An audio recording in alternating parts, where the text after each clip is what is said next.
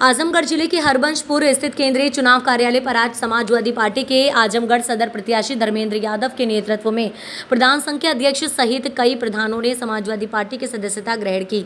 इस दौरान सपा प्रत्याशी धर्मेंद्र यादव ने भारतीय जनता पार्टी पर जमकर निशाना साधा और कहा कि अब की बार इंडिया गठबंधन की सरकार बन रही है और जनता भारतीय जनता पार्टी को समझ चुकी है। धर्मेंद्र यादव ने कहा कि समाजवादी पार्टी व राष्ट्रीय अध्यक्ष जी की नीतियों से प्रभावित होकर आज इन लोगों ने पार्टी ज्वाइन किया है।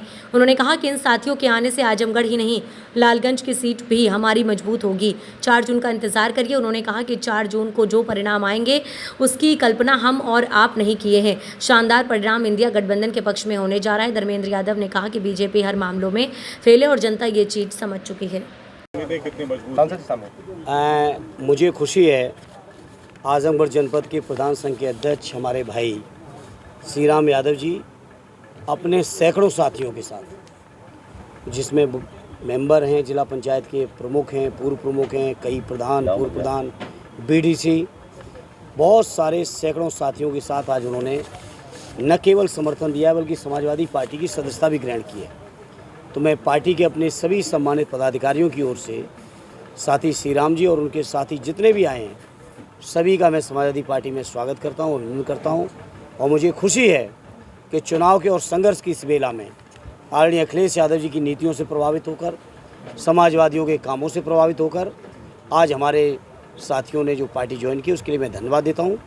और इन सभी साथियों के आने से मैं समझता हूँ पूरे लोकसभा ही नहीं बल्कि बगल की लोकसभा आजमगढ़ तक और लालगंज तक भी इन साथियों के आने का असर पड़ेगा, क्योंकि इनका संपर्क, इनका संबंध, इनका नेटवर्क पूरे जनपद के अंदर है। चौथे चरण का चुनाव आज हो रहा है सर, इंडिया गठबंधन की संभावनाएं क्या हैं, क्या कहना चाहिए? ऐतिहासिक संभावनाएं हैं और 4 जून का इंतजार करिए। वो परिणाम आने जा रहे हैं जिसकी कल्पना हम में से, आप में से किसी ने नहीं की होगी। इतने शानदार परिणाम इंडिया गठबंधन के पक्ष में आने जा रहे हैं। लगातार 2 महीने के बाद पीएम मोदी की दूसरी रैली आजमगढ़ में लगने जा रही थी, किस तरह से होती है? अब देखिए, प्रधानमंत्री हैं, वो एक पार्टी के लीडर हैं या स्टार प्रचारक हैं, आ सकते हैं, आएँ। हालांकि उनके आने से कोई बड़ा असर नहीं पड़ने जा रहा, क्योंकि आजमगढ़ के लोगों को पता है उन्होंने कुछ नहीं किया। हालांकि प्रधानमंत्री जी आएंगे तो शायद शर्मिंदा होंगे जिस चीज़ का उनसे झूठ बोल के शायद उद्घाटन कराया गया। मैं तो समझता हूँ प्रधानमंत्री के स्तर पर इतनी बड़ी गलती नहीं करनी चाहिए। कहीं ना कहीं झूठ जरूर बोला होगा उनके नीचे के अधिकारियों ने या नेताओं ने। एक कमरे का उद्घाटन उनसे कराया था आज से 1.5-2 महीने पहले और 33 दिन के अंदर वो कमरे में भी आग लग गई। अभी वो कमरा नहीं चल रहा है। सोचो प्रधानमंत्री जी की क्या साख बची है आजमगढ़ के अंदर। इसे आना चाहते हैं वो अपनी पार्टी के प्रचार में आए, लेकिन आजमगढ़ को दिया क्या, ये सवाल आजमगढ़ के लोगों के दिलों में है। आजमगढ़ के लोग बर्दाश्त नहीं करेंगे कि जो प्रधानमंत्री जी का जो रास्ता जा रहा है संविधान ख़त्म करने का, उसको आजमगढ़ के लोग स्वीकार नहीं करेंगे। आजमगढ़ के लोग लोकतंत्र ख़त्म करने का जो रास्ता है प्रधानमंत्री जी का, उसको कभी स्वीकार नहीं करेंगे। आजमगढ़ के लोग आरक्षण जो ख़त्म हो रहा है उसको स्वीकार नहीं करेंगे। जाति जनगणना पर जो प्रधानमंत्री जी का स्टैंड है उसको कभी आजमगढ़ के लोग स्वीकार नहीं करेंगे। जो अग्निवीर की स्कीम पर स्टैंड है कभी स्वीकार नहीं करेंगे।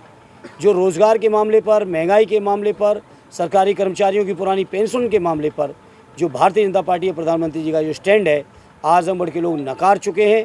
विधानसभा में भी नकारे हैं और लोकसभा में और ज़्यादा वोटों से नकारने जा रहे हैं। पिछले चुनाव में सर 1 रैली होती थी, इस बार इस चुनाव में 2 रैली हो रही है। अब इसका जवाब बीजेपी के लोग देंगे, शायद ज़्यादा घबरा गए। लेकिन अब कितनी भी रैलियाँ करें, अब भारतीय जनता पार्टी की स्थिति उसी बॉलर की तरह हो गई है जिस बॉलर की पिटाई जब होने लगती है, गेंद पिटने लगती है, तो कहीं नो बॉल, कहीं वाइट बॉल, कहीं बाउंसर बॉल, कभी इधर कभी उधर।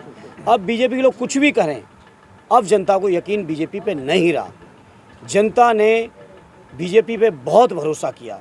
प्रधानमंत्री जी की बात को लोगों ने ये मान लिया था कि शायद ये कह रहे हैं तो ज़रूर पूरा करेंगे। चाहे भ्रष्टाचार का सवाल हो, चाहे महंगाई का सवाल हो, रोज़गार का सवाल हो, किसानों का सवाल हो, अर्थव्यवस्था का सवाल हो, हर मुद्दे पर बीजेपी ने फेल किया। जो लोग डंका बजा रहे थे भ्रष्टाचार के खिलाफ लड़ाई लड़ने के लिए, जो कह रहे थे कि खाऊंगा ना खाने दूंगा, अरे आपने तो लोगों की जान लेके खा लिया। गलत वैक्सीन लगा के उस वैक्सीन कंपनी से सैकड़ों करोड़ चंदा बीजेपी में लिया है। ईडी, सीबीआई और भाजपा के और सरकार में बैठे लोग मनी ट्रेल की बात बहुत करते थे। अब बताओ इस मनी ट्रेल के बारे में क्या बात करोगे? जो वैक्सीन सरकार ने सुनियोजित तरीके से ज़बरदस्ती कई शर्तें लगवा के जो वैक्सीन लगवाई, उस वैक्सीन कंपनी से भी चंदा उठा लिया। बीजेपी के लोग भाषण देते थे कि हम लोग स्लॉटरिंग बंद करेंगे, स्लॉटर कंपनी से सबसे बड़ा चंदा बीजेपी उठा लिया। पाकिस्तान के नाम पे बहुत भाषण दिए, पाकिस्तानी कंपनियों से चंदा उठा रहे हैं। तो बीजेपी चंदा जीबी पार्टी बन चुकी है। चंदा दे के बीजेपी से कुछ भी करा सकते हो। और सर कहा जा रहा है आम लोग की बात से 100% सहमत हूँ। जनता ने बहुत भरोसा किया, 10 सालों तक किया। यूपी के परिप्रेक्ष्य में बात करो तो 4 चुनाव में 14, 17, 19 और 22 तक। लेकिन जब चारों चुनाव में जनता ने जाके देखा कि हम लोगों को ठगा गया है, तो आज जनता स्वयं खड़ी हो गई बीजेपी के खिलाफ। और विपक्ष का जो सबसे बेहतर और मजबूत और एकमात्र विकल्प है इंडिया गठबंधन, उस गठबंधन के साथ आज पूरे देश की जनता खड़ी है। इंडिया एक छोटा एलायंस सा की भी सवाल प्रधान संघ की तरफ से, बहुत सारी चुनौतियां होती हैं, शासन स्तर से लेकर प्रशासनिक अमले को भी झेलना पड़ता है, तमाम चुनौतियां होती हैं। तो क्या आश्वासन देंगे तमाम प्रधानों को? आजमगढ़ बहुत के- मजबूत समाजवादी लोग हैं यहाँ पर। हमारे 10 विधायक हैं, हमारे पास 3 MLC हैं, 4 जून के बाद 2 सांसद और होंगे।